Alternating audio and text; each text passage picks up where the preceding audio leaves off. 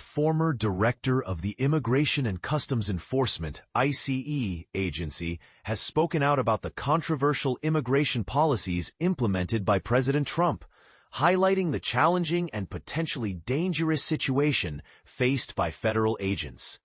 In an interview with CBS News, John Sandweg, the former acting director of ICE, expressed his concerns about the administration's tactics. He described how agents, who are trained to handle high-risk threats and use overwhelming force, are now being deployed in cities like Chicago, where they are encountering situations that may not align with their specialized training. This administration has put these agents in a terrible position, Sandweg emphasized. He believes that the agents are being asked to operate in an environment where their skills and training may not be best suited, potentially leading to escalated and controversial encounters. Recent incidents, captured on cell phone videos, have gone viral, showing forceful takedowns and vehicle crashes involving federal agents.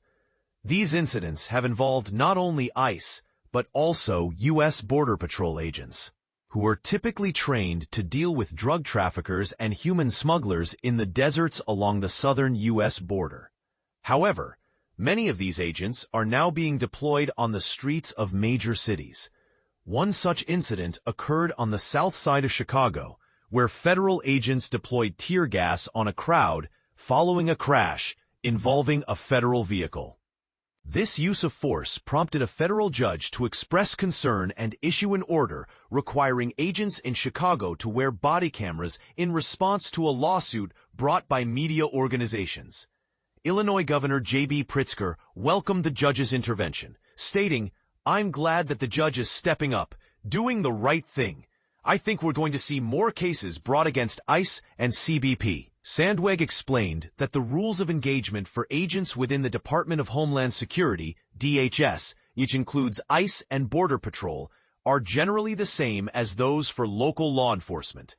He emphasized that the use of force policies for DHS are consistent with those of law enforcement agencies across the country, requiring agents to use force reasonably in response to the threat they face, and to first attempt to de-escalate the situation. When shown some of the viral clips, a DHS spokesperson responded by stating that the videos depict a growing and dangerous trend of illegal aliens and agitators obstructing and attacking law enforcement. Jerry Robinette, a veteran with 34 years of law enforcement experience, including as a special agent in charge for Homeland Security investigations within DHS, described the situation as stressful for both the protesters and the federal agents. He believes that the agents have a clear mission and will not tolerate certain actions, especially given the orders they have received from the administration not to back down. Robinette further highlighted the unprecedented nature of these immigration raids and the resulting protests, stating, "We've never had to deal with these kinds of extreme confrontations. There have been isolated incidents, but nothing like we're seeing today. And for us, this is something totally foreign." The situation in Chicago and other cities across the U.S. continues to be a topic of debate and controversy, with many questioning the tactics employed by federal agents and the potential impact on civil liberties.